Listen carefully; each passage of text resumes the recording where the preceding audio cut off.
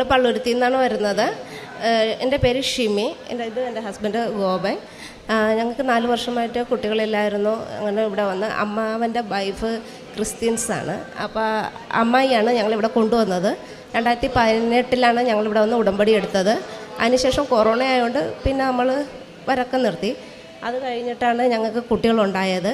അപ്പോൾ കുട്ടികൾ ഇരട്ടക്കുട്ടികളായിരുന്നപ്പോഴത്തേക്ക് അതിൽ 3 മാസത്തെ സ്കാനിങ്ങിൽ ഒരു കൊച്ചിന് മൂക്കിന് ബോണിൽ വളർച്ച കുറവായിരുന്നു. അപ്പോൾ ഞാൻ പ്രാർത്ഥിച്ചു, ഞാനിവിടെ വന്ന് സാക്ഷ്യം പറഞ്ഞേക്കാം, അടുത്ത 4 മാസത്തിലെ സ്കാനിങ്ങിന് പൂർണ്ണ വളർച്ച കാണണേ എന്ന്. അപ്പോഴത്തേക്ക് പിറ്റേ 4 മാസത്തെ സ്കാനിങ് എടുത്തപ്പോൾ അതിൽ വേറെ പ്രശ്നമൊന്നുമില്ലായിരുന്നു. മൂക്കിലെ പാലത്തിനൊക്കെ വളർച്ചയൊക്കെ വന്നായിരുന്നു.